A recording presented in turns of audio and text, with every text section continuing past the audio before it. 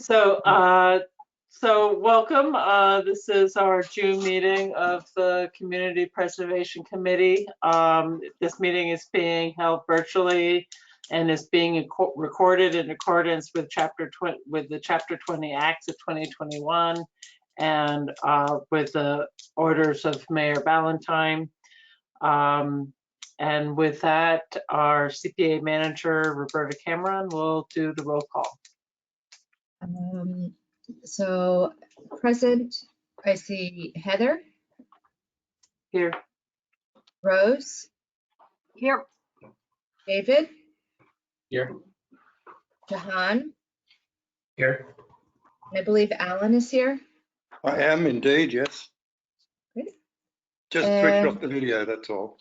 Okay. And just a chance, Tatiana? Not yet. And who else are we missing? I feel like. How about Rebecca? Laura? Yeah. Rebecca. Okay. I don't see Rebecca.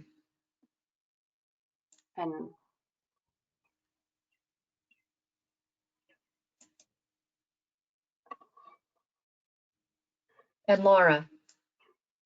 That's missing. So Okay. missing Laura, Rebecca, and Tatiana, we still have a quorum? Yes. We have 5. All right. All right.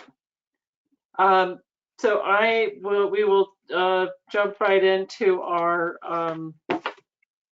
agenda, our meeting agenda. We usually start off with comments from the public. Is there anyone from the public here tonight? This is something where Roberta has to see it in her field because we can't see it. We have Laura's attending as a member of the public, so let me advance her to the. And I think Barbara, I think you're on the. Yes, actually, you're on the agenda as the off-cycle application for the museum, but you are a member of the public attending.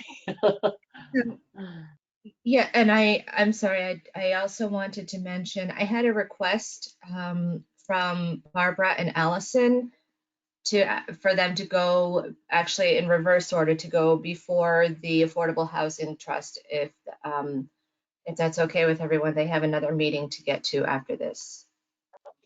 Thank you, Paul. So go ahead.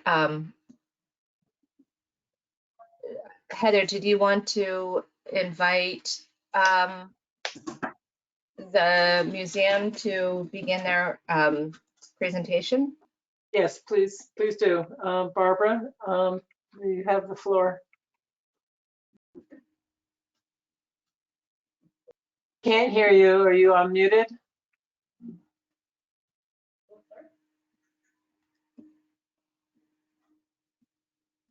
No. She is muted. Let me see if I need to do something to unmute her. It's self-muted.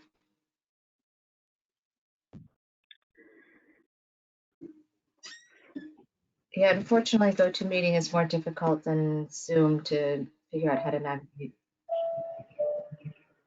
Hi, can y'all hear me? Yes. Okay, I can see you all just fine. I don't know why y'all can't see me, but I did my best. I'm sorry. This is Laura. I'm here for the roll call. Laura, Right. yes, okay. And so Barbara, are you able to see a menu on the right-hand side of your screen? And to the left of your name, are you able to see your name on a list of panelists? Then to the left of your name, do you see the red microphone? Click on that red microphone.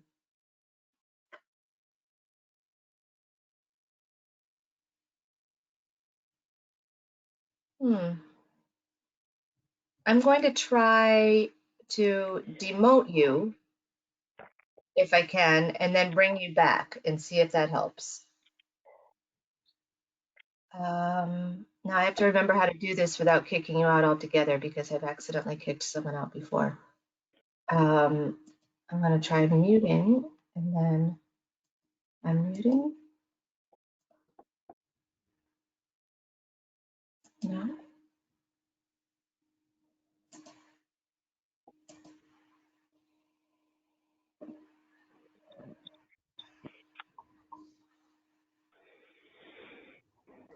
I'm going to try making you a presenter.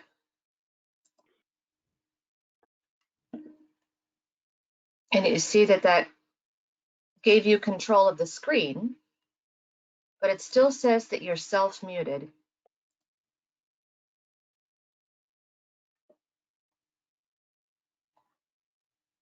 Wait, Oh, yes. I just got it for a minute. Oh, yay. All right. That seems to have worked. Okay, thank you. You're welcome. All right, now let me see if I can get to my screen. Are you all seeing my screen at this point? No. No. Okay. So let me just So see how I can do that. there is so to the left of that menu, there's a little tiny vertical menu of icons. And one of Okay. the icons has a rectangle that kind of resembles a screen. And if you click on that, Okay. So I click on that. It says go to webinar, would like to capture this computer's screen. So I guess that's correct then. And then it yes. says open system preferences. Hmm. And so then I apparently have to go to my system preferences. Yeah, they don't make this easy. No. I Let mean, me if see if I it's can easier, do view. email it to me quickly and I can throw it up on the screen. I could definitely do that. Okay. In fact, they're what I emailed you earlier. Yep. So there's, if you want, I'll go email it right now, if that's easier. Or it's what I, Which document would you like to open up? Because I have them all. okay, so what I have is the last requisition from Stack, which I sent you, I guess, on Friday. Final requisition. Yep. Yep. And then the other one is today, it was the budget for the museum, and it was for, it was a number of columns, 4 columns. One is for the phase 1, one's for everything that we've been raising money for. One is phase 2, and one is like renovations. Okay. That was Which an would you Excel like me to spreadsheet. open? And I can tell you what the name was, if that helps. I have the documents open. Which one would you like me to show on the screen first? So the one that I am seeing on the screen, and I hope you are all seeing now, is the requisition. And Yes. that one is backup, basically. And the only thing I think that's worth noting here is that it's basically showing at the very bottom. Let me see if you're seeing my screen or not, my little cursor, but is the amount of the change orders. Again, I'm having a hard time seeing, it's very small, but anyway, it was close to 300,000 in terms of change orders. 296,562. Right, right. And you all have, the CPC committee has been very generous in terms of letting the museum use funds for other programs and projects that we were awarded funds for to turn to this project. And so the project you're seeing here is just phase 1, the elevator addition, the access improvements. And if you haven't been to the museum, you really should see it because it's just absolutely fantastic. So all the accessible restrooms, the kitchenette, the multi-purpose room, everything accessible and renovated, and it's just really wonderful. Okay, so let's go to the other one. Document that was the Excel spreadsheet. Okay, this one, so I guess I don't have control over it. You do, Roberta. So I'll just tell you what to do with it if you don't mind. So if you'll go to full screen, that That would be probably helpful. Mhm. Okay, and then if we'll just look at it for a minute here to see what the columns mean. So if you look at the column marked C, that's phase 1, and it just gives some information about where I got the numbers. But you can see that the total amount that we've raised to date is $2,119,791. And you can see below that the amount of money that has come in from the Community Preservation Act toward that. So just doing that, has been a major effort for the museum and very successful. So, from the period of 2015 when we started thinking and designing for the accessibility project until today, really. June 2nd, we finally closed out with Stack the construction and finished all the payments to them. And then we've been also paying architects and things like that. So the project is just about completely closed out. If you go to column D, you'll see this is phase 1 and 2, and you all were, very generous in giving the museum money for phase 2. Phase 2 is collection storage renovation, and you awarded us $157,352, which was the amount at the time that we had as a quote from Stack as to what it would cost to do the bare bones in terms of demolition and reconstruction. So that did not include, of course, the architect fees and other kinds of, HVAC equipment and the engineer and other kinds of things. So that was approximately, actually, I think a little less than half of what we needed. So then the last one, the column F, is just gallery renovation projects that you don't really need to know about there, but I wanted to include because I hope you all are very proud of us and how much money we're trying to raise here, because this is for projects that are not they're not preservation projects, so they're not CPA, but it's just a renovation for the galleries of the museum. Because once you do one side, it's the old thing about getting a new pair of shoes and then having to match everything else and upgrade it. Okay, so if you go up, you're on line 24. Yeah, so if you go, to line 2, you'll see the sources, and then you can just scroll down. If there's any questions, you all can look at this or ask me questions about it. But these are where we got the money from that we now have. And we actually have raised, if you look at that, go back to, I think it was 15, line 15. Yeah, capital funds raised to date. So we've managed to raise 625,000 from basically, people of Somerville. So this has been just really great. All right. So then if we go down, there will be a yellow line. That yellow line, there you go, is the expenses. And so as we go down there, you'll see one of the first things is that the change orders, if you look at line 32, you see the change orders I mentioned, and then you'll see the total construction contract at 1.8 million. And then if you go all the way down, you'll see, again, the expenses that are just for phase 1, expenses that are for everything we're doing, column E, expenses for the collection storage renovation, and column F. So if you go all the way down to the bottom now, you will see expenses, revenue minus expenses and where we are. Okay, so if you'll go up one more line, okay, down, oh yeah, there's total project costs on 79, okay. So those are total project costs.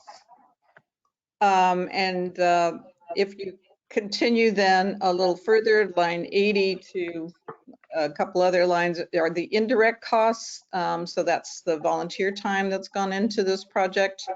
And that will also then go into the final total project costs so that you can see phase 1 is basically, 2 point, actually the total project cost here, I think may not include these indirect costs. I think they're just, yeah, I think they're just the direct costs. But the difference between what we have and, yes, that's right, because the difference between what we have and what we need is based on not the in-kind contributions, but the direct costs, both money raised and then expenses. So you can see that we came in pretty well, and we're still not done, but raising money. But phase one came in, and we just have a 40,000 in bills. Phase 1 and 2 together, add the other things. But if you look at the column E for phase 2, you'll see that we're down 180. And so my request to the CPA fund and you as the committee is, if you could find it in your hearts to donate 100,000 to the museum so that we are able, we'll continue obviously raising money as much as we can for the capital campaign, and we have to finish it. So unless we, get the money and are able to work on this project and get it done this summer, we've pretty much got everything, ready to go. What we have found out from STAC, of course, that construction costs have risen dramatically, and that there's no way they can do it for the 157,000. I've had the architect, Peter Quinn, and the engineer, also Richard Graff, our owner's rep. He's also, they put together specifications, and those are being sent now to STAC so that we can see how much the cost is going to be now. But I've estimated kind of a 33% cost increase just in that aspect. We don't have a contingency in this project, but I think that that's very reasonable. It's pretty much what we've been, what we saw in the earlier project. And so I feel that this would be completely achievable, again, if we can get a gift from you all, and then we can get our collections back sooner than later. Otherwise, our collections are still out at Gentle Giant's warehouse, and we just can't bring them back ethically. As trustees, we can't bring them back until they can be brought back safely and housed in a safe manner that will preserve them. So I guess that's the upshot. I'm sure you all have questions. I'm sorry to have to come and ask, but I'm also really, really grateful that you all are here and that I can ask. So thank you all, and just let me know what you think. I'm also really open to other ideas if you've got them. But I really hope you all come by and see what you all are doing over at the museum, because it's very exciting.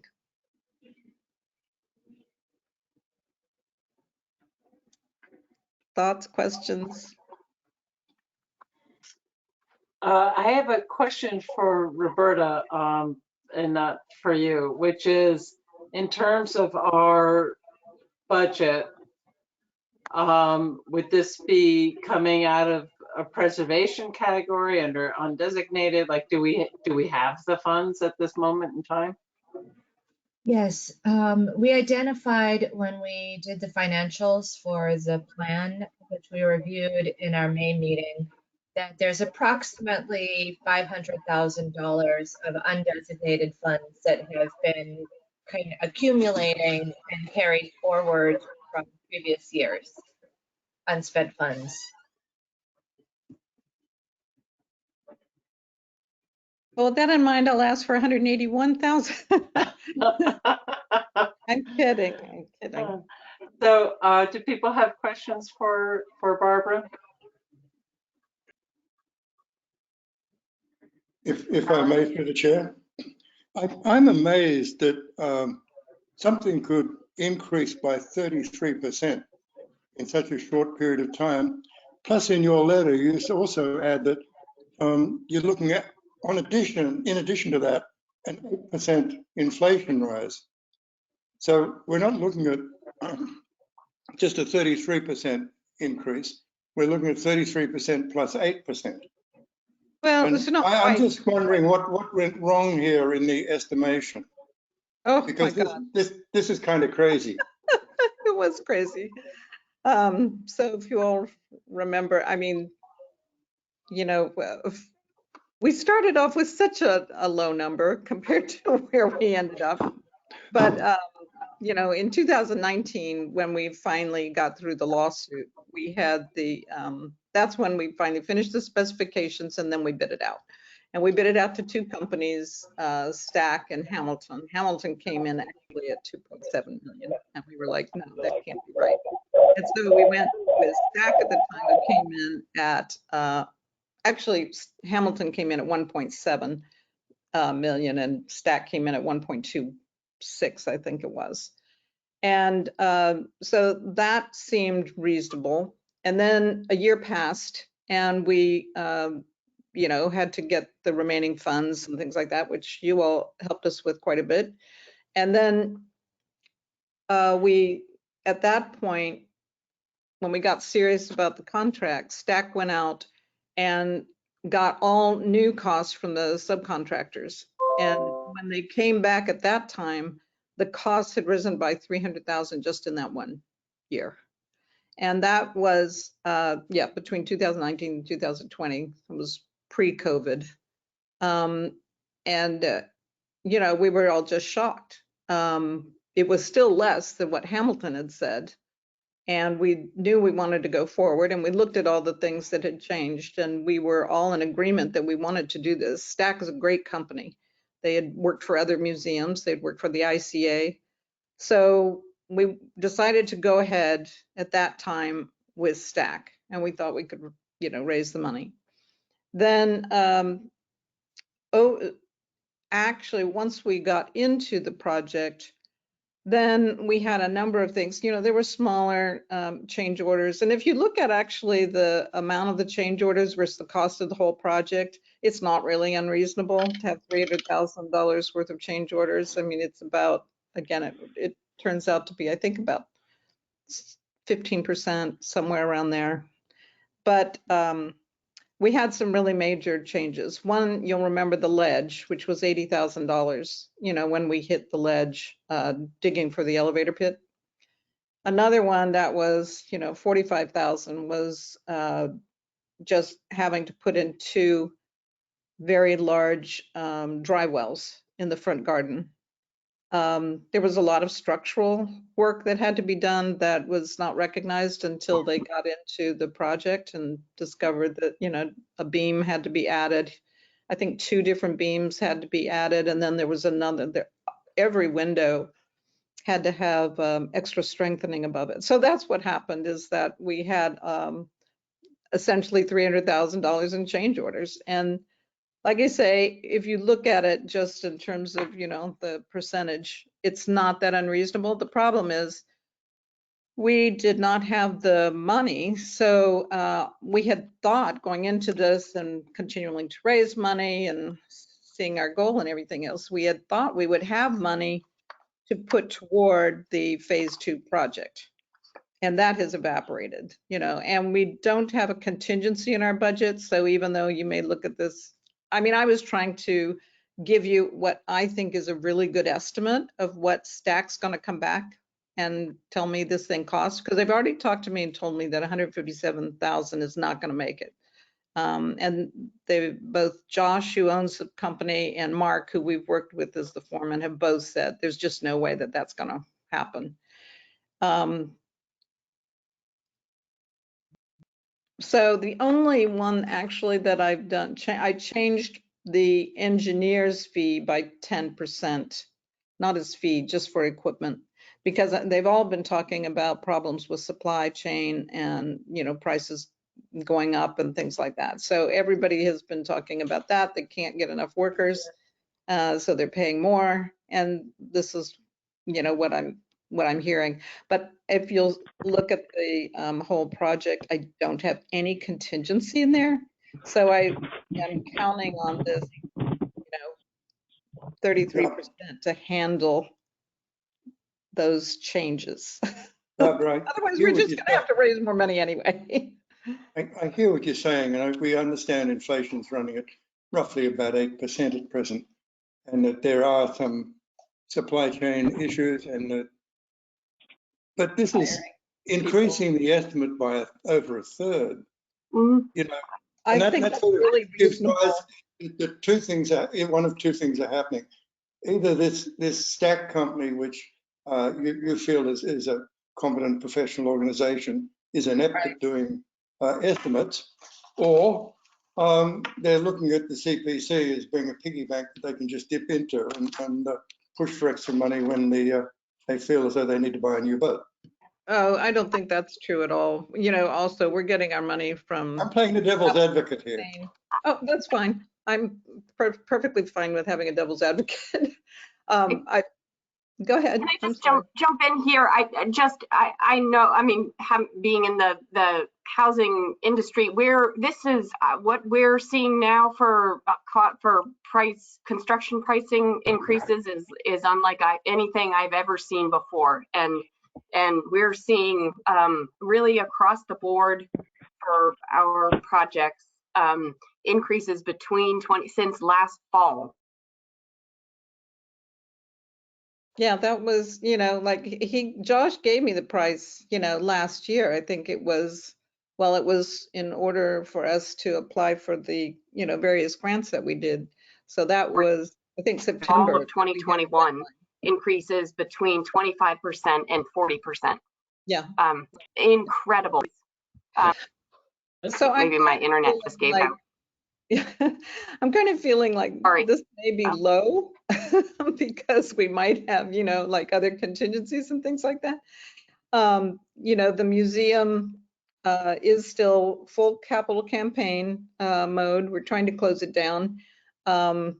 Stack has not actually given me this number. As I said, this is a number that I used based on just how things have been going and what I've been hearing and all of that kind of thing. And trying to do it in a way that, you know, is also managing a contingency. But we have sent this, the specifications, well, actually, they're still being reviewed by the architects right now, but we had sent an earlier permit set out to Stack to look at so they could start talking with their subcontractors. So we should know in a few weeks what the actual number is, but I just don't think it's going to go down. So even if it were to go down, you know, it's not going to go down by, you know, 85,000, which is the only way that the 100,000 from the CPA would be in some way dipping into the CPA funds for our own profit, I guess. And if it goes up? So I have a kind of a more of a general observation. I agree with Rose. I've seen a lot of really, really high, increasing costs in my professional work as well. And what I'm also, what I guess we have to be thinking about as a committee is that this may just be the first, additional request in the door, and that others are going to come in and they start getting updated figures as well. Yeah. And so I just think we have to kind of figure out, are we going to give everything to the first ones that come in, or are we going to kind of have some sort of strategy for how we're going to address, the escalating prices that people are likely to experience over the, the couple of years of the implementation of the grants we awarded. So one thing I would say is that, we do have our collections out right now. And so it's an urgent matter in my mind to get them back. We do spend, again, this is the Somerville Museum. We basically figure out our operating budget in terms of the number of memberships we get. So we are, like. No, and I certainly don't mean to imply that I don't think that this is, that this, that we want to try and. No, all I'm trying to say is that we're sort of- paying Gentle Giant $1,400 a month to keep those collections out, which is actually a huge, benefit to us because they should be charging us a heck of a lot more. I think we've got 25 bays with them, but but it is $1,400 that we have to keep coming up with. So I'm not going to come back to you. I know you're worried about other people coming back, but I mean, when I've talked with Roberta, it sounds like other people do come back if they're facing a shortfall. Maybe. So I just have a question. it sounds like, and I think that it's a good strategy for you to kind of be up, up in front of this and anticipating, what you're going to get. It sounds like you don't have, an official revised budget from Stack. Right. What's happening, right? Are they then continuing to work with the funds they have, and you're just kind of seeing the writing on the wall that there's They gonna don't be have a any shortfall? funds for us anymore, and if you're able to get that document that I sent you, the spreadsheet, you'll see that the museum now only has $38,000 left in the building fund.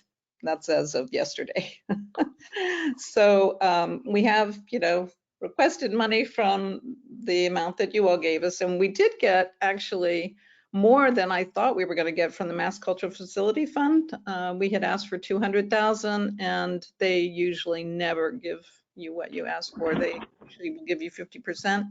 So I had planned on getting 100,000 from them, but they gave us 140,000 because they had money this year from the COVID relief fund. So, we were able to do that. We have 40,000 from the Cabot Foundation as well that had to be spent actually by June 15th. So I've already spent that for furniture. That was for storage furniture, for paintings and textiles. So, we really want to, go ahead and finish this job as soon as possible. The scheduling, again, Stack had given us that price in part because they were in a lull. That was in March. Well, of course, it was last year, but then, looking at it this time, they were like, oh, well, we can go ahead and get this, going right now. And then, of course, we weren't able to do that because of all the planning and details involved, and also finishing out the other project. So now I think we're probably looking at the fall for starting. But also the other thing is, now that we have the specifications really defined, if Stack comes in too high, we're going to have to bid it out. So we'll just be starting from that. And they know that. I've been very upfront with them as well. So we really want to work with them. They were great. They know us. They know how we work. Like they've been very careful with everything. But we just have to make it work. We've got to, and so I'm hoping that you all can help.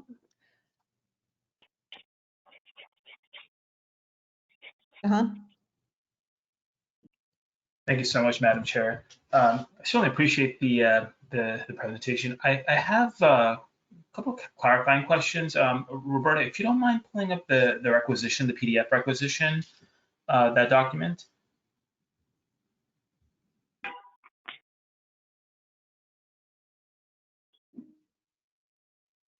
Great.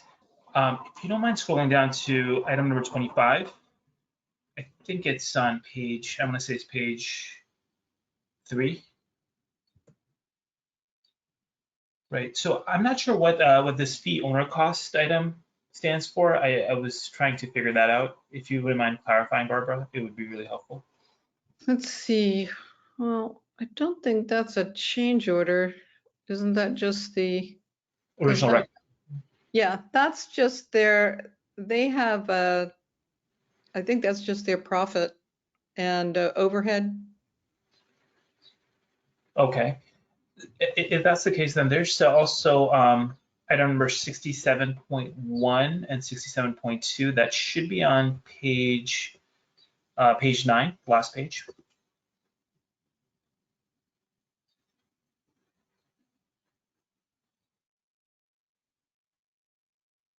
Further, I think it's further down, Roberta. It's 67.1 and 67.2. Oh, 67 point, okay. So these fee other, final miscellaneous, fee other overhead and fee 12.5%. Yeah.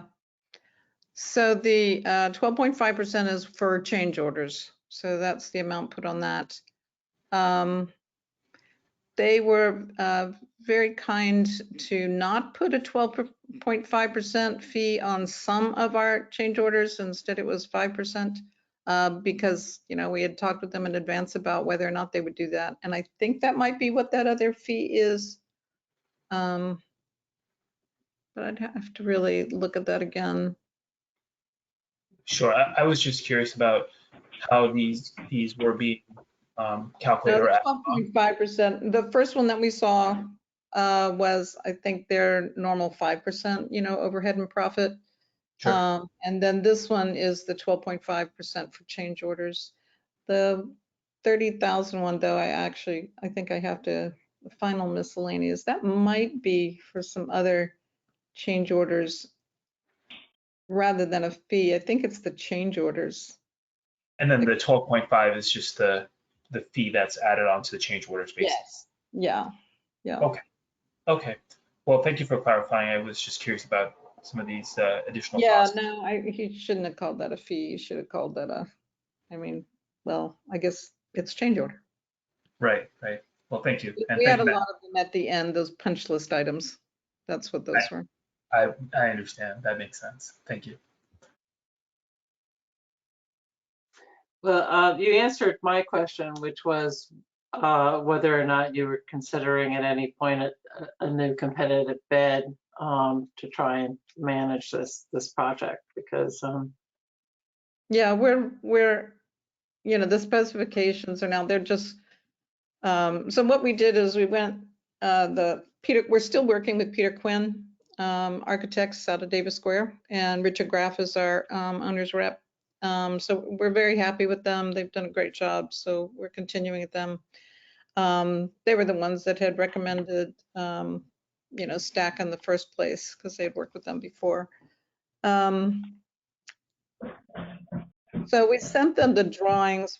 And that's what, I think Josh was going to go ahead and start talking to subcontractors about, but he hasn't received the specifications. We just went over those yesterday, and we still have a few tweaks to make in those. But I think by next week, we'll send him the specifications so that he can get serious with his, subcontractors about how much that's going to be. He had said it would take maybe 3 weeks to get the prices back from the subcontractors. And then we'll really know, where we are with this. But my goal is not to come back to you all, because I know that you have other things that you have to fund. And we'll just, continue to try and raise money.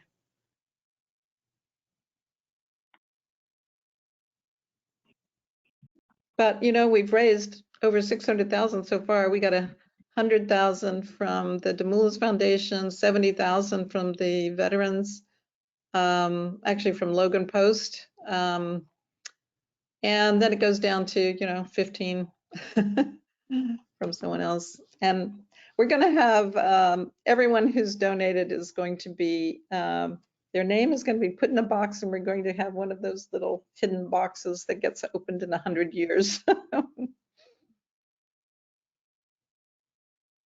are there any more questions for Barbara?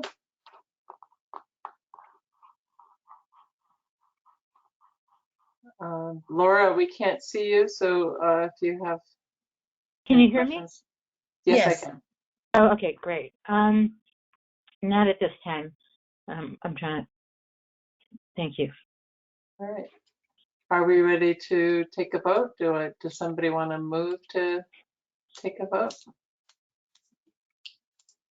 I'll move to take a vote. And a second?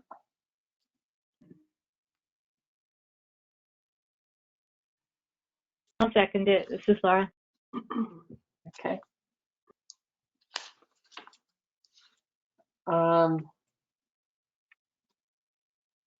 So Roberta, you want to do the roll call? Sure. Jahan, Yes. David, Yes. Alan, Yes. Heather, I abstain. and is Tatiana with us? Or Rebecca? Okay, I think that's everyone who is here. Oh, Laura. But I seconded it, so you didn't need my Laura, vote. Okay. And Rose made the motion. So I think that is everyone. Motion passes. I hope the motion was to fund it. The motion was to contribute $100,000 as you requested. Okay. Thank you all very much. And I welcome you to the museum for a private tour at any time. Thank you, Barbara. Thank you. Allison and Ms. Congratulations. I guess you have to take me off. Let me see how I can do this. Possible for you to do it. There, you did it. I'm gone. Bye.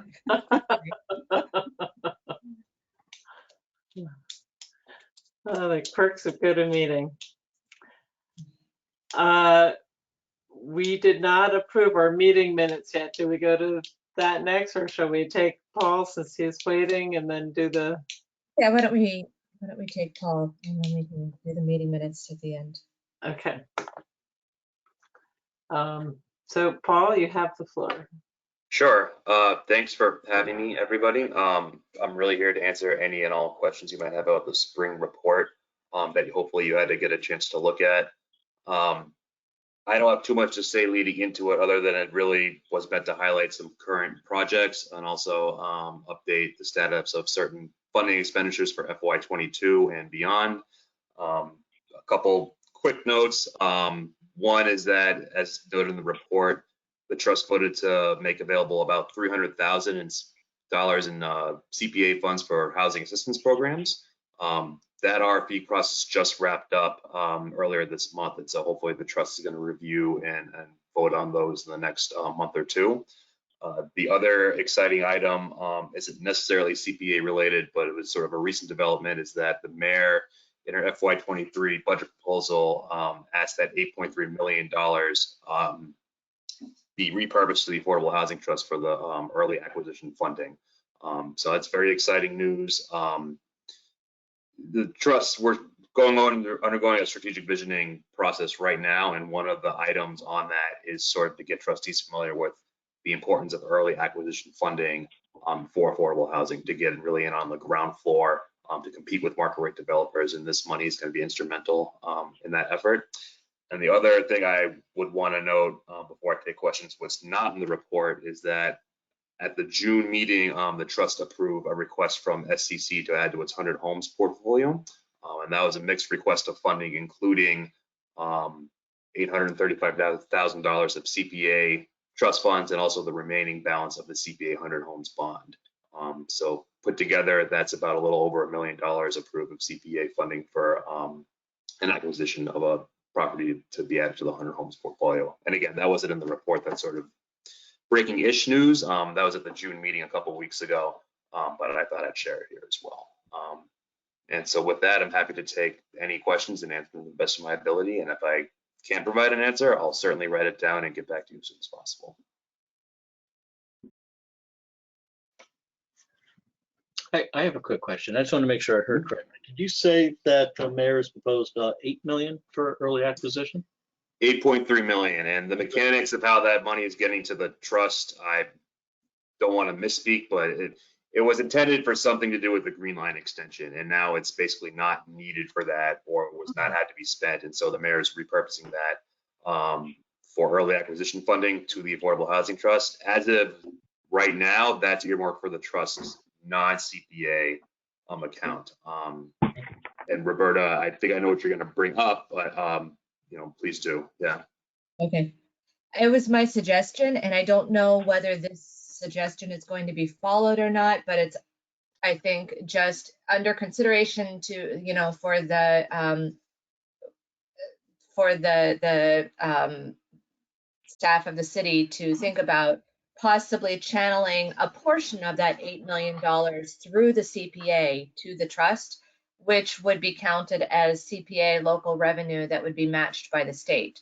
So that could give, make that money go just a little bit farther if it's channeled through the CPA. But like I said, I don't know whether that's actually the direction that they're going to choose to go in the end. Right. Yeah. Well, I've only just got back from being away for a couple of days yesterday, so I haven't really had a chance to broach that internally. But I don't want to speak for other housing division staff members or the trustees, but if there can be any way to leverage additional funds, I think that's worth bringing up and exploring further for sure.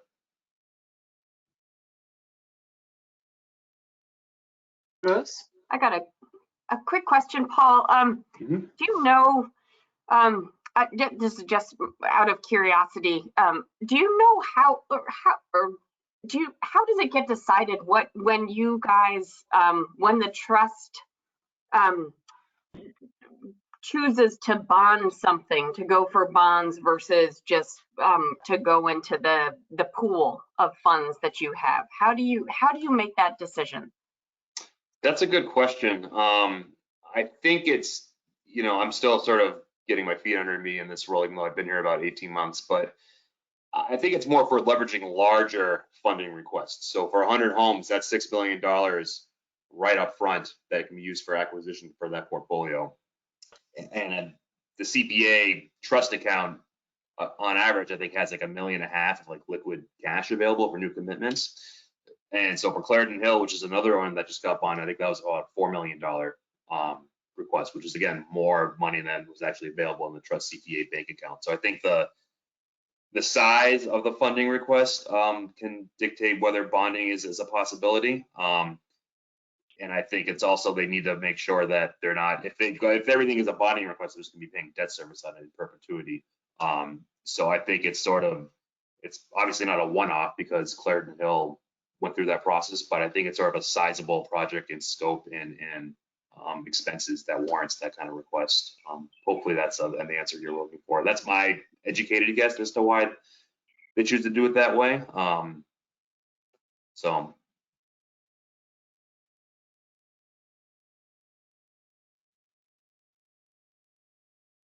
Rose, Get did that we answer. lose you? Did you have a follow-up question, Rose? That must have been a great answer by me. I think Hey, she's having.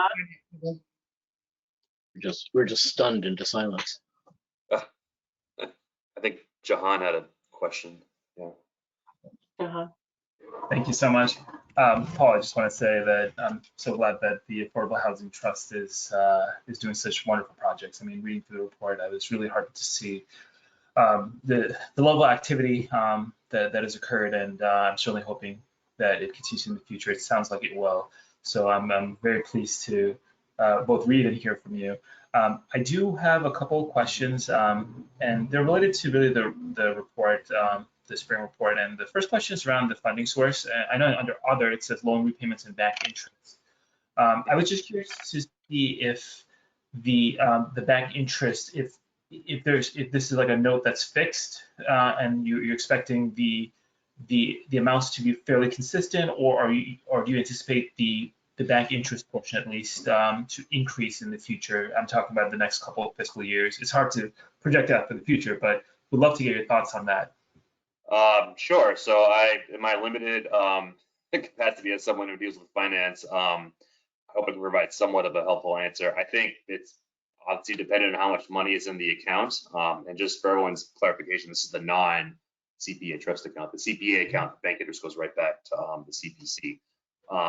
So I think it just depends on how much money is in the account and the interest rates at the time.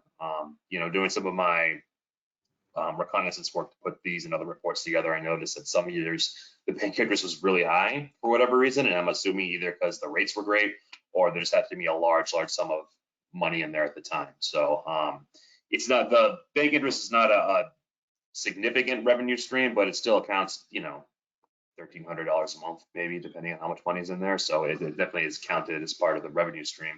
The loan repayments are a little more substantial. Those are, I don't have a number off the top of my head to pull it out in units, but those could be anywhere from like $10,000 like a month or something like that. So so the short answer is I don't know for sure, but the more money in there, the more interest it would generate. And unlike the CPA account, the trust will retain that interest.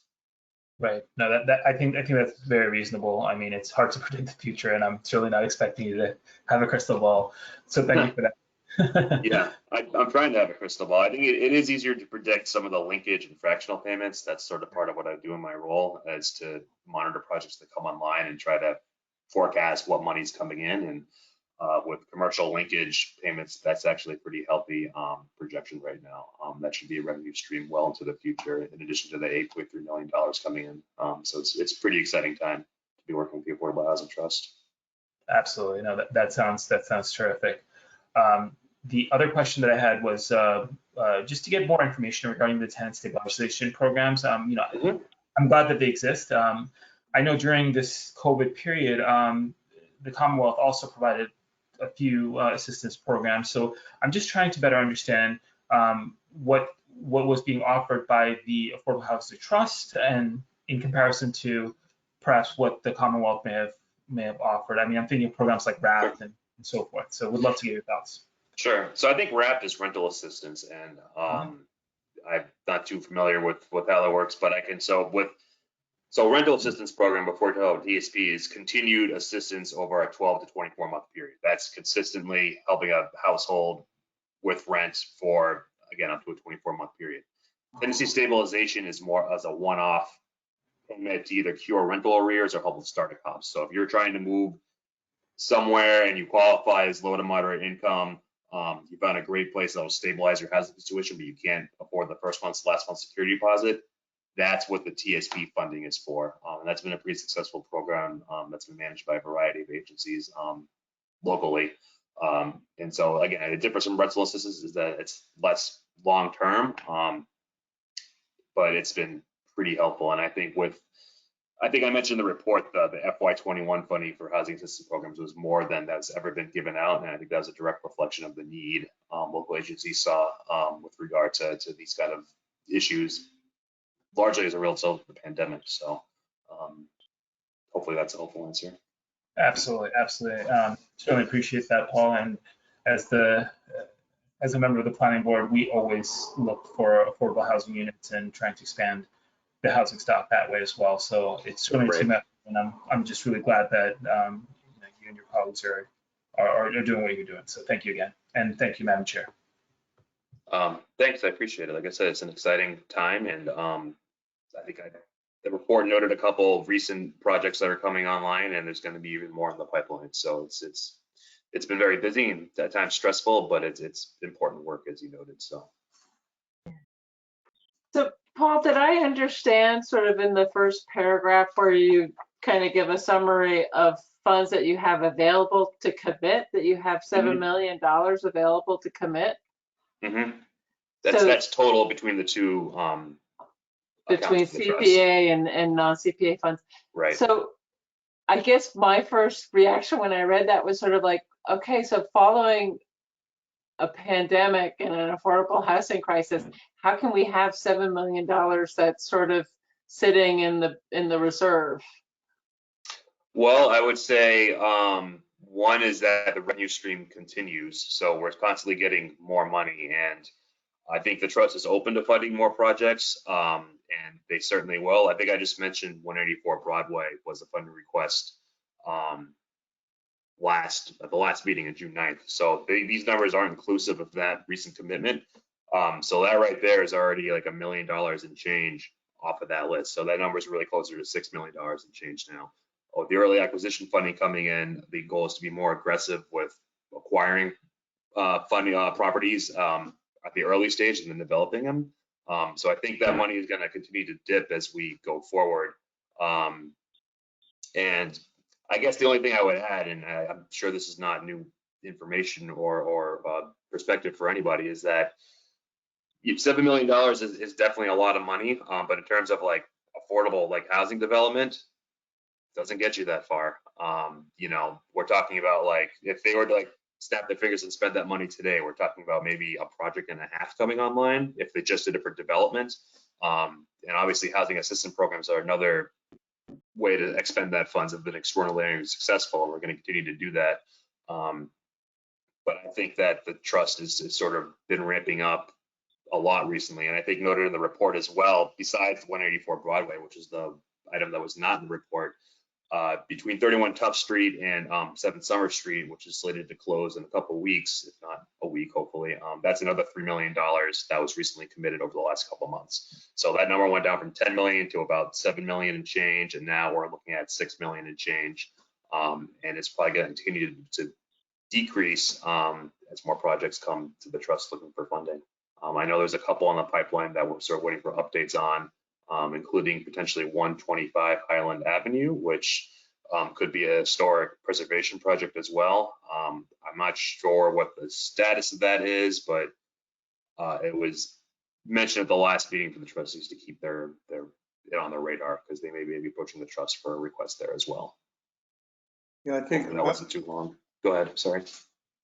Madam Chair, I think 125 Highland could be one of those interesting projects that includes not only affordable housing, but historic preservation and open Right. space. Right. So it could be one of those combination projects, which I think could be quite exciting. Yeah, it would be extremely exciting. I have a little bit of a background in historic preservation, so it's nice to see sort of, you know, those disciplines commingle in this case. If the project does move forward. I think that it's still tied up in litigation. I don't want to speak for anyone involved, but I think the development team was not exactly happy that it was declared a historic district, and pending how that gets resolved, you know, we'll see if the trust is ready to step in and help with some early acquisition.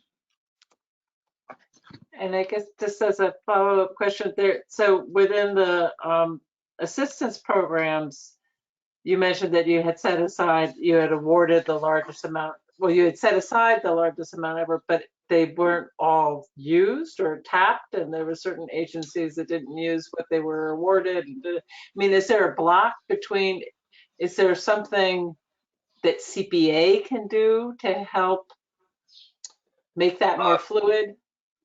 That's a good question. I think one, there's a couple aspects. One is that, so they're committed around February 2021, I think. And it takes a long time to get the contracts together, routed and signed. So even though these are FY21 awards, the contracts for these were recently executed like December of 2021, so just a few months ago. So that's partially just due to how things move through the city. That's partially due to me sort of learning on the fly and how to put these contracts together and to get them out for signatures. And also on some of the agencies who are administering these programs for the first time. So currently I'm actually working on these contracts again to amend the terms so they can spend down the funds. For example, I think it was CATS who got a $500,000 rental assistance award for a 1-year term. And typically those go for 2 or 3 years, and they're fighting that out now. So I'm working with them to extend that term so they can spend out that money. The other thing I would mention is that, you know, these programmatic funding are tied to whatever regulations that allow for the funding. So for CPA specifically, I know they have to adhere to any kind of Department of Revenue, not restrictions, but regulations. Whether there's other regulations that have to be followed, I'm not entirely sure. I think they're bought based off like HUD programs. So we try to be consistent across the board with the requirements for each one. So that involves like income certifications for eligible participants, progress reports, goals to self-sufficiency. So there's a lot of other aspects that go in besides just cutting the check. So I think for rental assistance, those typically take a long time to administer because you're really working with that household through a 12 to 24 month period. So those take a little longer, and the TSP programs have still been fairly healthy as far as drawing down on those funds lately. And I think we're going to continue to see that going forward. But that's a good question, and we're always trying to work with providers as way to streamline as much as possible. One thing I know in the report is that we really want to try to standardize the programs across the board just so everyone's on the same page and operating in the same way so that there's no discrepancies as to how certain people might be treated or receiving funds, that, you know, everyone's playing from the same rule book. Okay. Yeah, I just remember hearing in one of our recent meetings about people needing to wait for a letter of eviction before they could get the sort of the funds, and that at that point it was too late. But that's not a CPA restriction. That's coming from another. Right. So we've worked with providers to tailor the scope of services based on, you know, some of the feedback, including the one you just mentioned. So part of the amendments is going to include tweaking the scope of services to make sure that they can move forward without the eviction notice. And again, this is sort of something that's still relatively new to me as I put these together. When the initial contracts went out, I was told just to use the scope of services that were used for the previous round of contracts, and which we did. And, you know, in subsequent discussions, we got some more feedback from providers, and we've amended the scope of services accordingly. And I think we're going to continue to do that going forward, just to make sure everything's as streamlined as possible. Well, I just encourage you that if you ever see anything where the CPA could be facilitating the disbursement of these in a more smooth way, that, you know, vet it with Roberta and she could tell you, you know, Sure. give you some ideas about what is and isn't possible. And we That always would be great. are willing to, you know, hear about how things can be improved. Yeah, absolutely. That would be huge. So I'll definitely bring that up in my internal meetings to see what, if anything, we can do, and we'll go from there. Hey, I any had other? I had one. Go ahead, Laura. Heather. So I'm just curious. First of all, thank you for this careful report. It's detailed and clear, and exciting to hear about the funding. I'm wondering about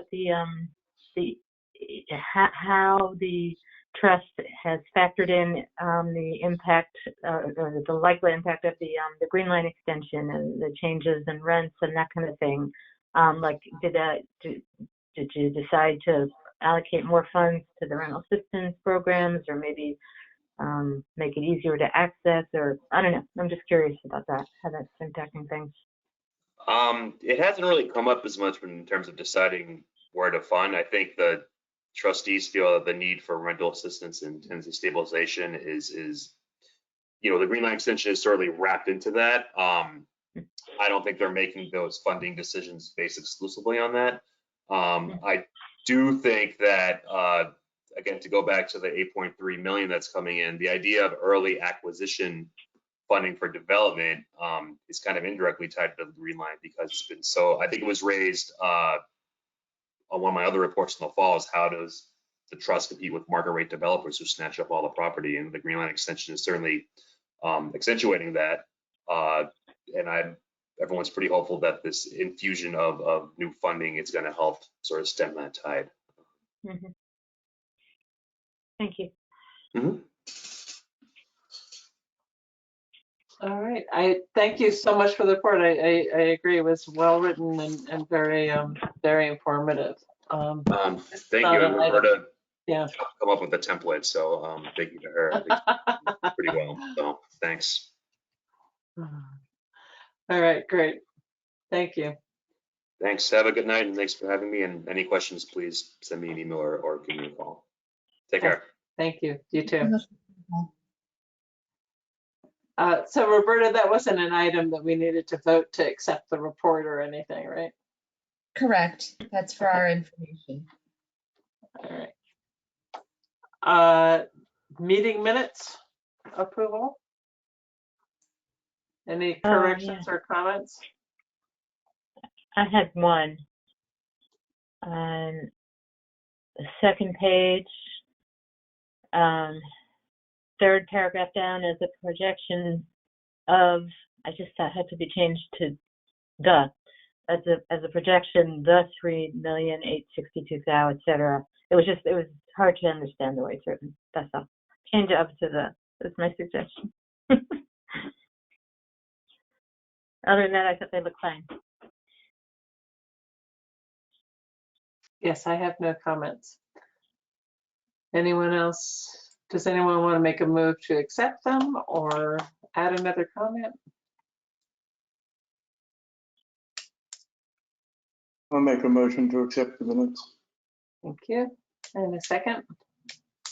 I can second it. This is Jahan. Okay, thank you. All right, call the roll. David? Well, I was absent. I don't know if I get to vote or not. You can abstain. Okay. Heather? He can vote. Oh, Yeah, you well, can vote. I think we looked into that. at one okay, yeah, I point. think we go round and round and around my commission. We can talk about it again. Who's got to vote then? I'll vote. I'll approve that because I read them and I think. we looked Okay, good. Heather? Yes, approved. Laura? Yes. Rose?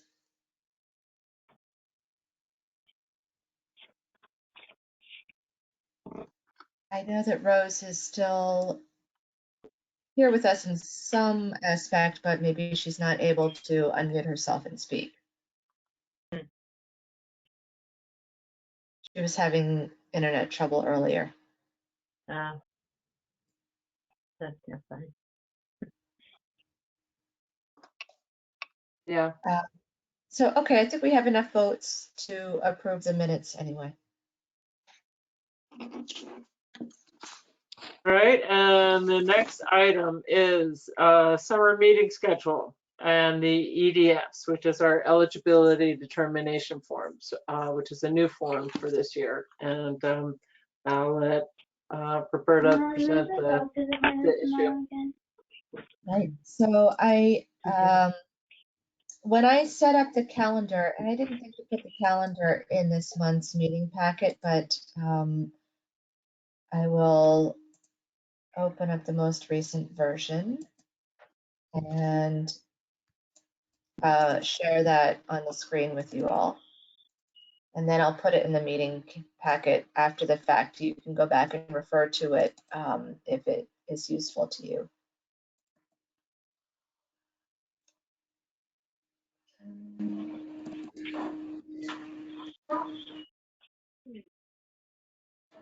All right.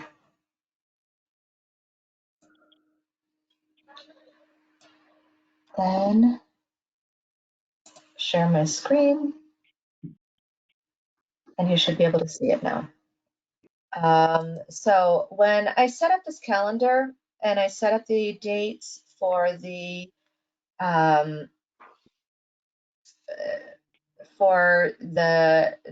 deadlines for applications, I didn't put together the fact that the eligibility determination forms are due in August 1, and then customarily the committee goes on summer break for the month of August, summer recess, which means that the next meeting after the eligibility determination forms are received is going to be September 28, which is just a week before the full applications are due on October 5th.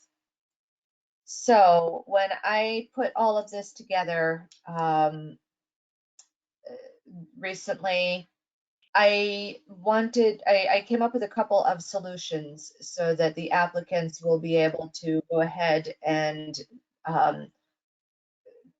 keep the deadline for filling out the full application. So two options would be, first, the committee could take its break in July instead of August. So meet on August 24th, but not meet in July. And that way, the committee can review the eligibility determination forms in August and give feedback to the applicants in time to have the whole month of September to complete their applications. Or we could keep the summer break as it is in August, and instead of the committee meeting to review the eligibility determination forms, we could give them a staff level review. And because they are really, the eligibility determination is based on mostly exact criteria of whether they meet the criteria for CPA eligibility. So if it were a staff level review, I could read them and get back to the applicants right away, and they can complete their applications in October. And in some cases, if there is some uncertainty about eligibility, for example, the line between a project that is substantial rehabilitation versus maintenance is often a point of debate.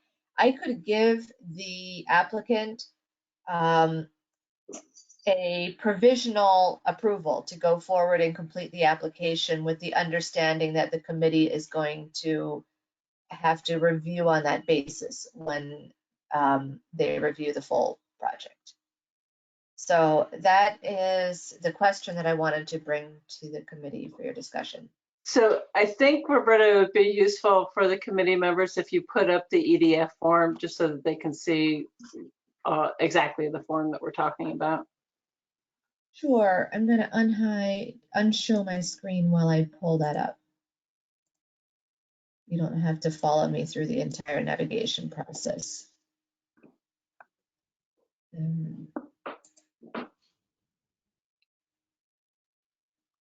So this is not the full application. It's really kind of a checking the boxes type of form to make sure that projects are eligible and that they're kind of communicating with any agency they need to be communicating with. Roberta will share in a moment.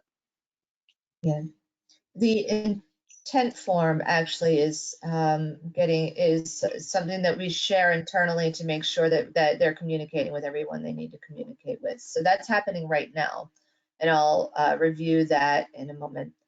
But the form asks for the contact, the name of the project, contact information, basic background information. An approximate amount of funds to be requested. This is not with any backup data at this point or estimates. This is just to give us a ballpark so that we can anticipate how competitive the funding round is going to be before we receive the full applications. I think that's useful information for everyone. And then which CPA program area it is. It has to fit one of our program areas. And then which is the CPA activity. It has to fit one of the activities in the matrix. And then legal property owner of record, if applicable, is the owner the applicant? And if not, does the applicant have site control or written consent of the property owner? Is the property currently protected under a deed restriction or other form of permanent restriction? Is the resource in a local historic district or listed on the State Register of Historic Places? And if not, has the Historic Preservation Commission made a determination that the resource is significant? The answer other is to indicate further in the narrative below that they are in communication with the Historic Preservation Commission and understand that they need to obtain that designation before the CPC could recommend funding for their project. And so the narrative questions here are just a quick summary of the project so that we have an idea what it is that they want to do. And project status, meaning what is the current level of planning or steps that have already been undertaken to inform the proposal, and what stakeholders have been engaged up to this time.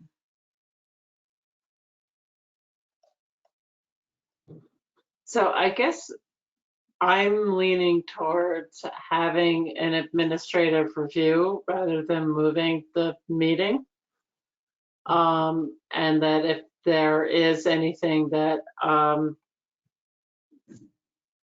that is in a gray zone, that I guess the committee's made aware of, that would have to bump over into another process. What were you suggesting to do for the grade? Anything that was needed, like a determination versus a kind of The gray zone. So those gray zone projects, I think I would invite them to submit a full application and give them feedback so that they understand what the deciding line is going to be. And then the committee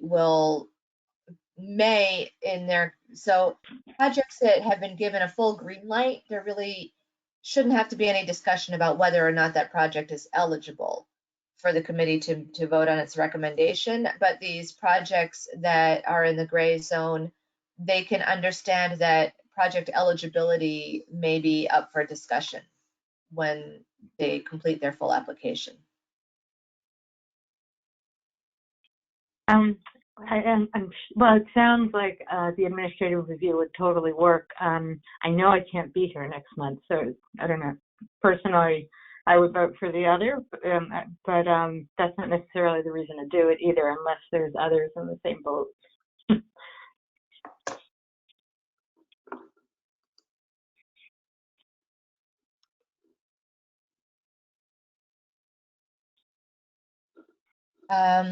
I don't know, Heather, whether you feel that this is something that the committee should vote on as it's a change in procedure. Or if the discussion and It the sounds like consensus. we're not, but I thought it sounded like you're saying that normally the committee does not meet in August. Normally, the committee does not meet in August, but normally the committee reviews the eligibility determination forms and instructs the CPA manager how to communicate back with So the the committee, with the applicant. Okay. So the that's change, the chain. Yeah. Administrative review rather than committee decision.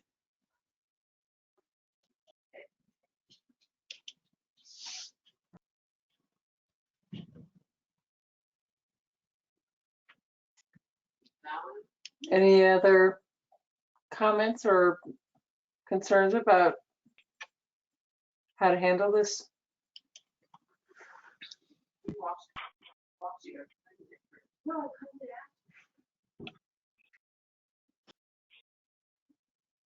This is Rose. Can you hear me?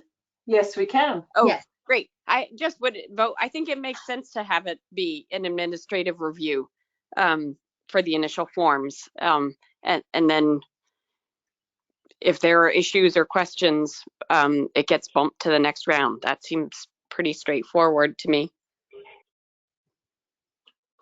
Yeah, it's really a go, no-go gate, isn't it? It's an advanced form of triage to make sure that the applicants that come before the committee are actually eligible. I think it makes sense. Perfect sense.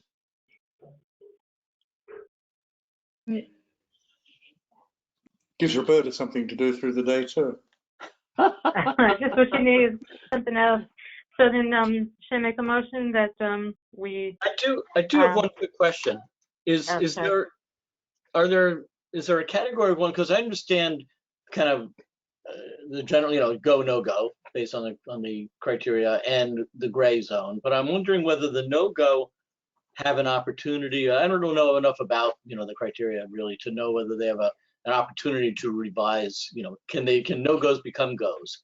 With feedback or coaching, and do we usually afford that? I'll give an example. Last year, we had a couple of these situations that came up. One of them, I gave the applicant feedback when I reviewed their application before it came to the committee. And based on my feedback, they withdrew their application, and you never saw that one.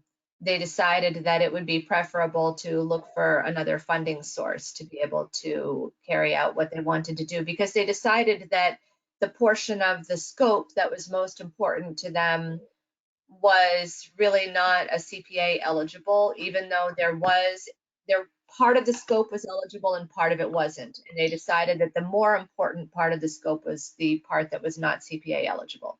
Okay. So that feedback can be iterative. They could have come back to me with a revised scope that would have leaned toward the eligible side of the project.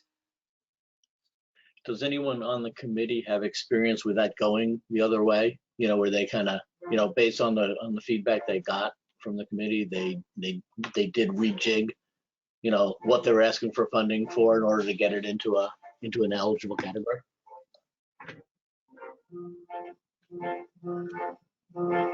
I think we've had people who've reconsidered their project so that, like the library was a good example where they wanted to digitize resources, but they couldn't just digitize the resources. They also had to do some preservation of resources. And so they reconfigured that so that it was then eligible. Yeah, so I don't have a problem. I mean, also I don't have a problem, generally with it being kind of an administrative level review, and then the feedback they get. I'm only kind of trying to figure out, is there a scenario where, with the benefit of the full committee reviewing it, there might be a different outcome. But I don't know, that's really hypothetical, in my mind. But if folks are inclined to go with Roberta's approach, I'm certainly fine with that. Yeah, I'm inclined, and what the question I ask myself is, Roberta's highly competent, but let's say we had a manager who was not highly competent, would I still feel the same way? And I think so. I think that, you review the documents, we'll put all of those documents still in the next month's meeting package so we can see them, whether they're a go or a no-go. So the record's there. But you can communicate with people and sort of move things along, even when we're not meeting in the month of August. Great. I think. Yeah. This is Rose again. I agree. I do think it would be great. I mean, I don't know, Roberta, if it's, I definitely don't want to make more work for you, but if there's a way that you could just say, there is some record, I don't know, maybe Heather, this is just what you were saying, but there is some record of the no-go, just so we know, just so that the committee knows what deals didn't make it over the threshold. But it's more informing us than having us be a part of the review. I agree. I think that is important. And there is another issue too, is that it might appear that you have a situation of a go in historic preservation. And then when it comes before the HPC says, no, that's not what you should be doing. This is what you should be doing. And so you can have a revision come back on it from that perspective as well. This happens a lot because historic preservation also is a consultative body. And, for instance, we had last night at the meeting, somebody came and a local historic district, and they wanted to put in Marvin windows. Well, it's in a row house, and on both sides they use Pella windows. So we're, in order to get consistency of the row house, we suggested they use Pella instead, and it changed the whole aspect of their application. So, I think that this is a very valid point, that the no-goes should be documented. But if it's a no-go, they do have an option to come back with an alternate proposal and put in a separate application. Yeah. And that's, that's kind of the, they can come back next year, which is a situation that we're likely to see. But what I wanted to say with respect to the Historic Preservation Commission's timeline, the intent forms that we are asking non-city applicants to fill out, they're due this Friday, actually, and I received a few already. Part of the purpose of the intent form is so that I can communicate back with the applicant that they need to make sure that their project is reviewed by the Historic Preservation Commission as part of their process. But realistically, because I'm also collaborating with staff on how to make sure that I've captured all of the feedback that I need to give to these applicants at this stage, what we've realized is that realistically, it's unlikely for them to go to the Historic Preservation Commission before September. So we can expect that these eligibility determination forms, I'm going to have to give a yes, it's eligible pending the determination by the Historic Preservation Commission. And along with that, just determination of whether it's eligible, hopefully they'll be getting the feedback they need at the same time from the Historic Preservation Commission about the scope of their project. So I want to try to encourage them to be as prepared as possible that they can get detailed feedback from the HPC in September. They have at the latest, I think, until your October meeting. Yeah, so they need to meet with you in September or October in order to be able to give us the feedback that our committee needs to be able to make a decision in And we have a precedent on this with the Adams Magoon House on Broadway, which came before us last year, and we sent them back to reconsider. And if you recall, Roberta, some funds were taken out of administration in order to do have a consultant do an evaluation, so that a proper estimate could be prepared. So, and that I presume will come back again this year. Most likely. Yeah, if not this year, next year. So just to try to stick with our schedule a little bit, do we feel we've vetted this issue properly, and are we ready to take a vote? Yeah, I think so. I think so too. Okay. So can I have a motion?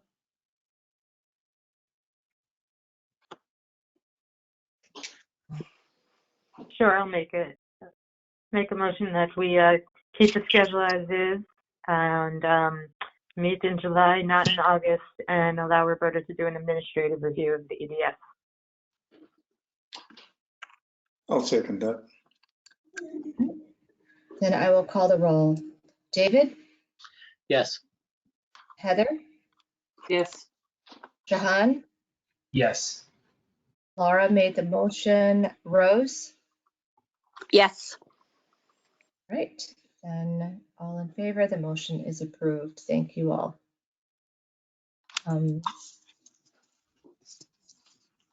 All right, next up on the agenda is reviewing the committee appointment procedure.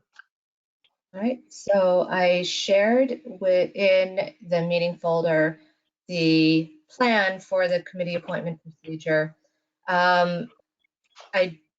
Initially, I just had the second page of page document in your folder. I added the first page yesterday. So the first page reflects my proposal or my draft of what I think a committee procedure should look like. And you all can see my screen right now? I didn't realize that I had been sharing earlier. The second page is what the committee procedure, member recruitment procedure looked like in previous years. So all of the previous years up until now, we had something that looked like this. 9 review committee members met 3 times over the span of 3 or 4 months, or 2 or 3 months anyway, to select and advertise and select a member for this committee. And it was you all who have been through this process in the past. I would love to have feedback on how that process was for you. I know that people who have served on the review committee in the past have pointed out that it was very difficult to get this size of a review committee together to meet 3 times over this period of time, and that it could make the process last long to get through this. So that was one of my goals in my draft, was to shorten that process and ask for fewer people's time and less of their time to select a committee member.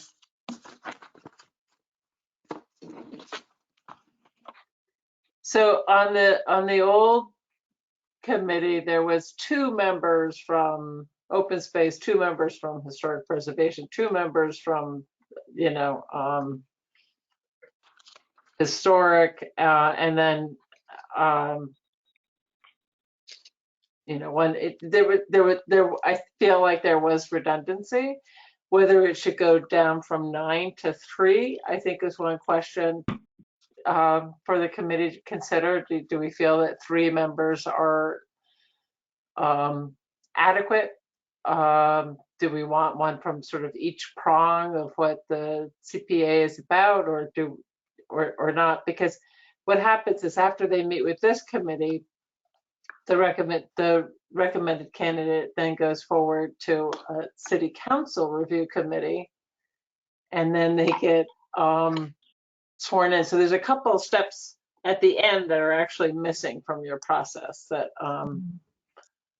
and then the city council votes, and then they get sworn in. So so just on the review committee question. And we're not changing the back end. I think it has to go to the city review group, and it has to be voted on by the city council. So I think there's no changing there. So it's really the front end that we're looking at, reducing the members on this review committee. Is the thrust of it. Is anything prescribed in the act about how members are selected or approved? Besides, The only thing that's prescribed in the act is the 5 members who represent other committees, boards and commissions, but the 4 members up to 4 members can be from the general public. And then after that, it's completely at the city's discretion how you select members of the general public. And this process only applies to selecting members from the general public, because otherwise those other member commissions select their own representative. Is that correct? Right.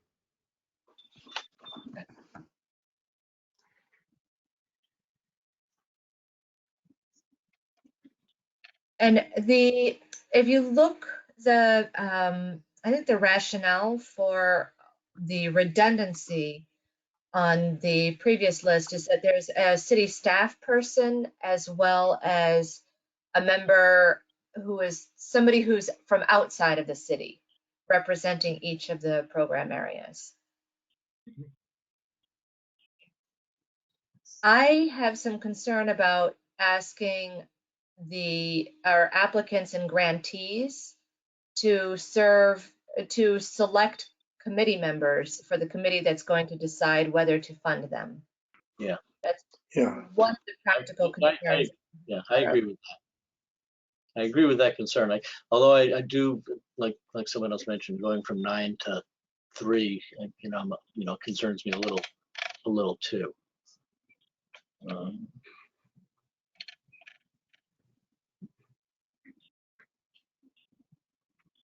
So if we look back at the 3 you have recommended, if we expanded this to have someone from historic preservation and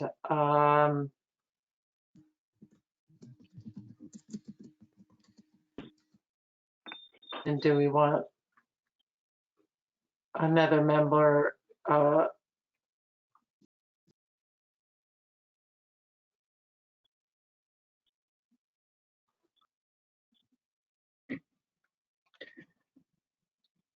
so I mean, do we want someone from affordable housing? I'm not sure that that's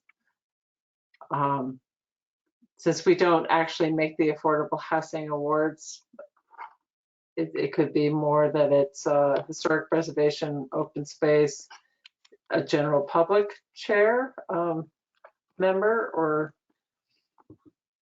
finance, or we leave it at these 4. Heather, if I may, the way the historic preservation delegate now comes into the CPC is that they're basically elected by the commission members.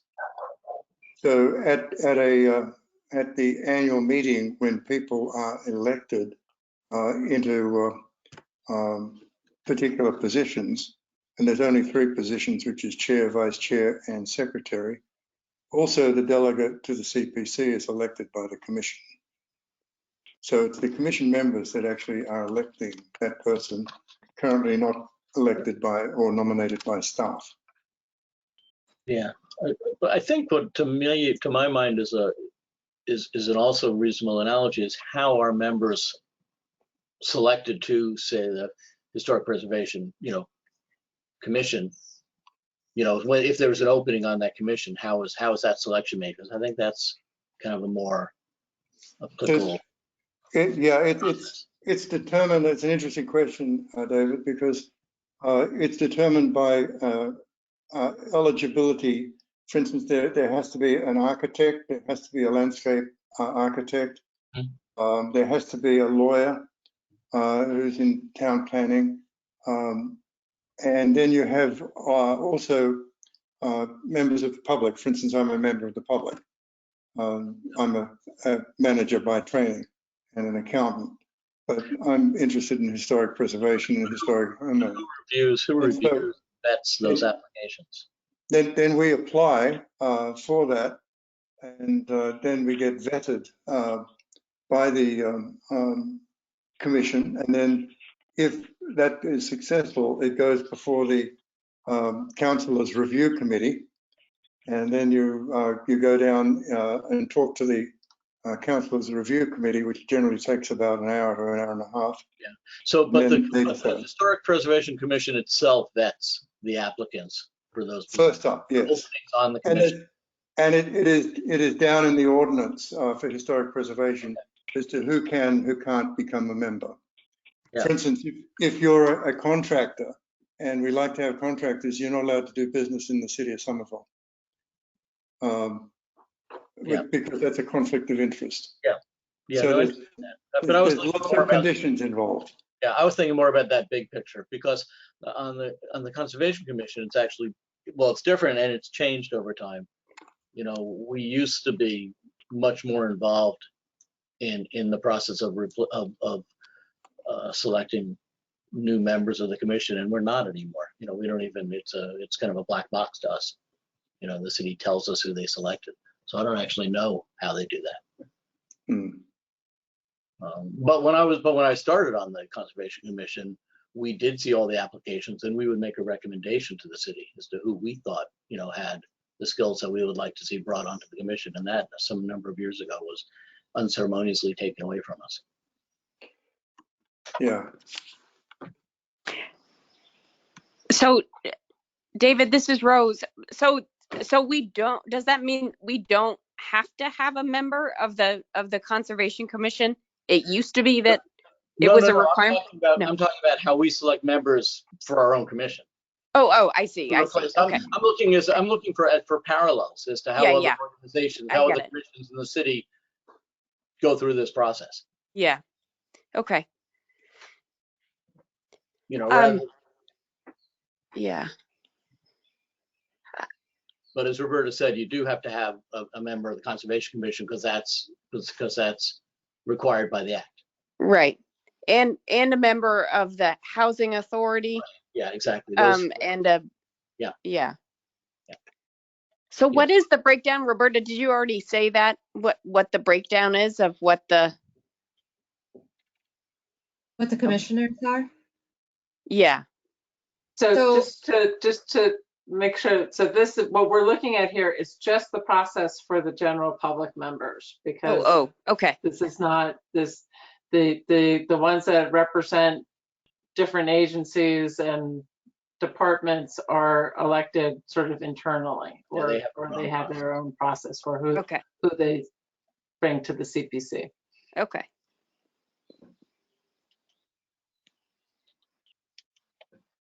So Roberta, you're proposing shortening or decreasing committee review members from 9 to 3? I had suggested 9 to 3, and Heather recommended bumping it back up to 4. Okay. And just, I mean, I made some spontaneous changes to my draft. This is all still very much a draft for discussion. So who should those 3 or 4 members be? I had suggested myself, the CPC chair, and I had said 1 member of OSPCD staff.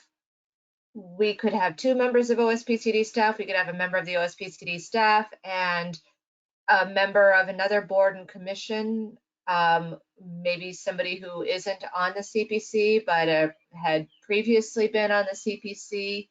I know that there are still some people on some other boards and commissions who have served on the CPC in the past.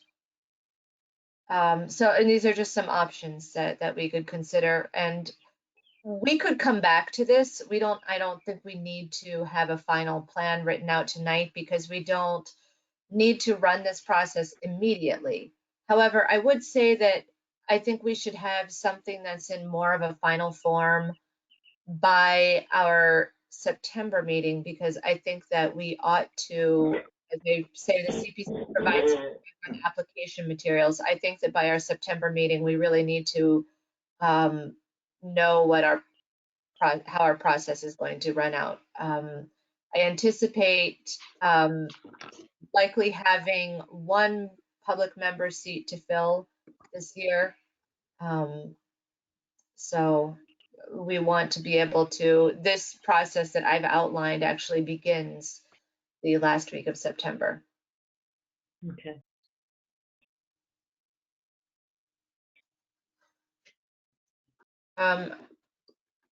Are you muted, Heather?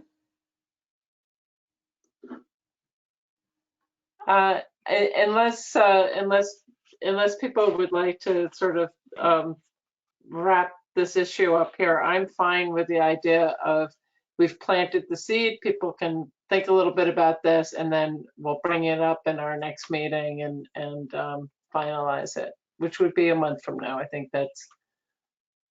Maybe I would recommend looking at this 2-page document again and maybe studying the differences between the proposed plan and the plan from the last time.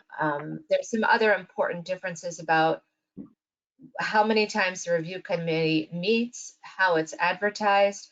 One of the other issues that I had concern about is that the old plan included putting the applicants' names on the city website and then inviting the public to provide comment. Oh. And again, I feel uncomfortable with that because it becomes a popularity contest, or Yeah. somebody who wants to steer the committee in one direction can mount a campaign to get someone on the committee, which I don't think is in the spirit of trying to make this a committee that's open and available to everyone. That is a slightly bizarre step. Yeah. Alan? I'd see that as being problematic, but Yeah. So that was a red flag to me. So that's another step that I've eliminated. Yeah, that seems like a good change. My plan. Right. So yeah, I would encourage you all to take another look at this and maybe write some notes. You can send them to me before the next meeting, and I can have a final draft to discuss at the next meeting. Okay, great. Thank you. Thank you for working on that. Yep. Other business. Great. Roberta. I'll go through this as quickly as I can.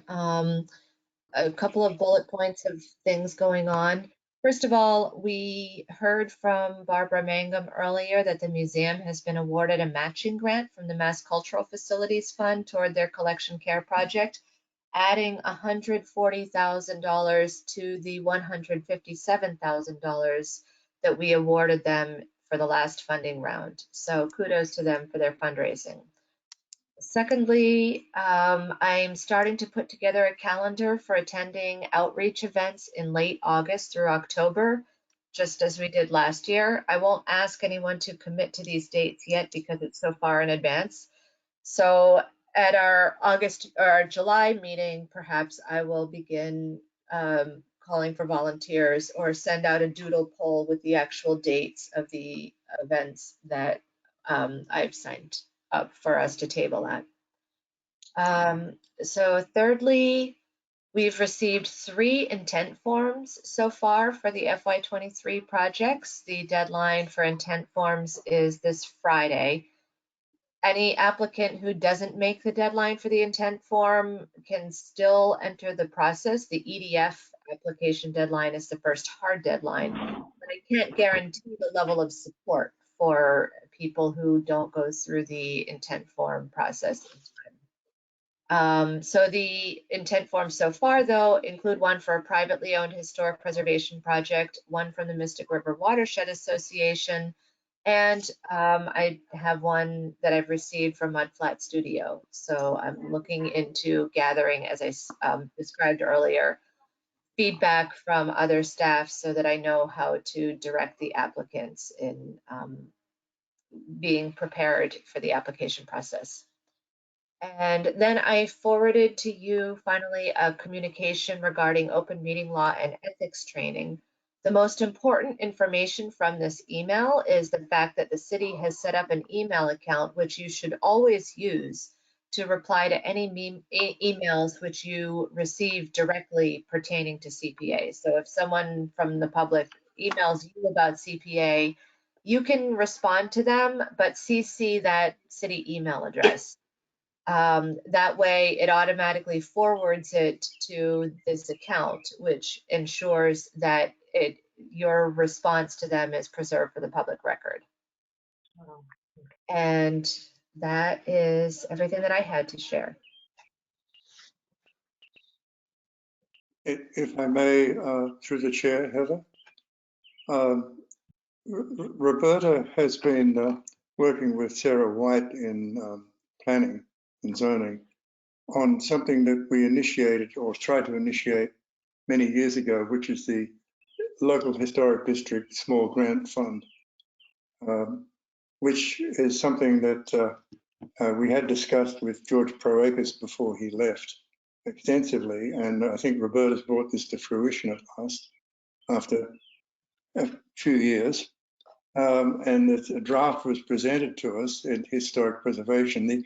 The essence of this is that a local historic district can apply for a small CPA grant of up to $15,000 under special circumstances, and those circumstances would be the intent of this was if it was a local historic district and they wanted to re-roof, and they said we can't afford to have the slate fixed, but we can afford to have triple tabs put up. And we say no, you've got to have slate.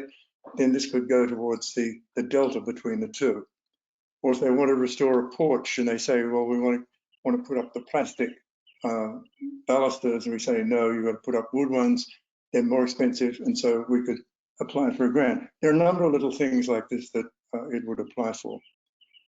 But one of the things it didn't put in that draft, Roberta, was I feel it should also include disability and handicap access. Because we've looked in the CPC towards quite a lot of access. We've done it for the Grace Church. We've done it for the temple on Central Street. And historic structures should be accessible. So I'd like to see this small grant also include in that document as to what can be applicable disability access. And this might mean the difference between a ramp and a wheelchair lift or something like that. But I really believe that we need to do that. And this is something that can always be dismantled at a later stage if not required anymore.